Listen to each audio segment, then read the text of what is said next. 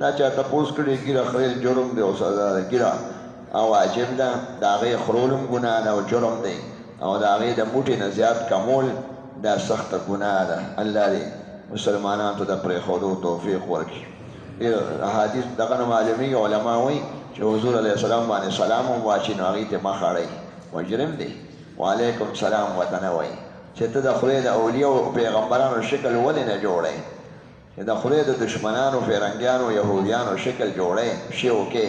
نو د مسلمانانو شکل جوړ کړه. صلحاو ته وګوره یو څوره د به نفس او دغه خبرې مبرې به اورې کور کې چې چا خریلې د انجام یې خراب دی. پته نه لګي خلکو ته به دا ښایست ښکاري نو خو احادیثو نه معلومیږي حضور علیه السلام د معراج په شپه داسې دا کسان وکتل چې دغو ډېر سخت عذاب کړ.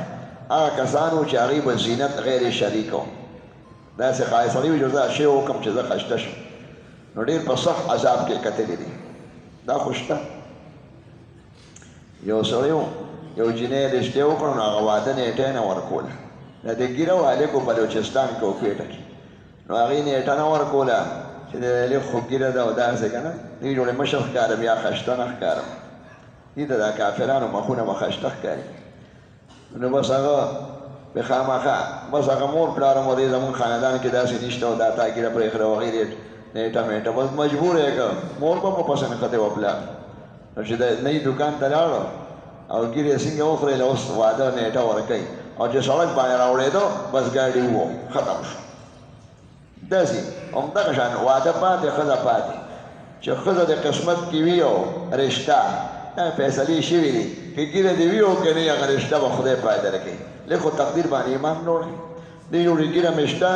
نو واده به نه میلاوېږي او که ګیره نه وي نو واده به میلاوي چې الله درې لیکلي به تا ته میلاوېږي. خطرناک شی دی. د دې په وجه به تاسو نور هم نیک اعمال شروع کړي. دا چا لیکلي د خنزیر چربي چې میلاو شوي صابون او شیمپو کې نو دا مه استعمالوئ چې یقیني وي. د خنزیر هر شي مردار دی.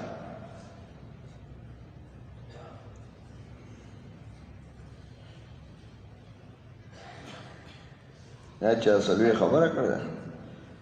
د شیخ صاحب رحمت الله علیه صفتونه یې کړي چې رشته دارانو کې واده وکړم که خیر کې چې کوم دیندار یې هغې کې وکړه لرې رشته دار کې وکړه خیر دی. د مولا پاټۍ نوم څه نه دی او چې مولا مې مسلمان یې نو تاسو ورته دعا د مغفرت کولی شي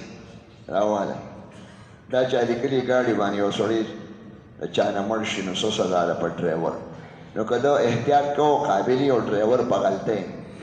نو که په غلطۍ هم مړ کړي نو هم مجرم دی. خطا خو ده قتل خطا دی دی به شپېته روجې هم نیسي. یو خو دا چې ده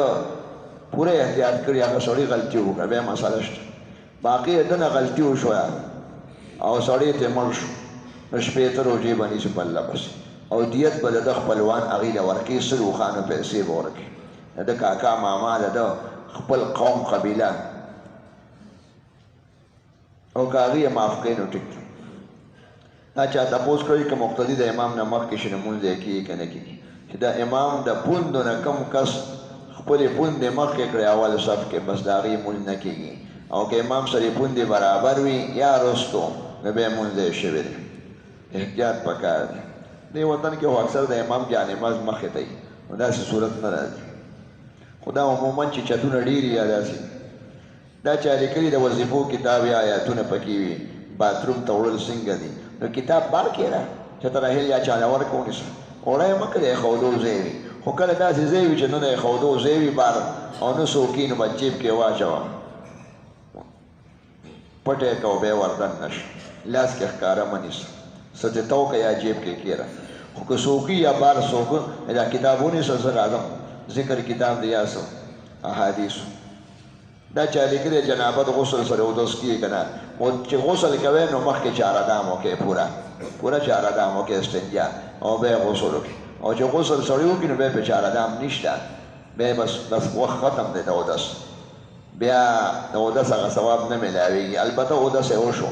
لکه اودس کې خو لاس او مخ وینځي او لاس او سر ټول غسل کې راغلل بیا اودس یې شوي دی.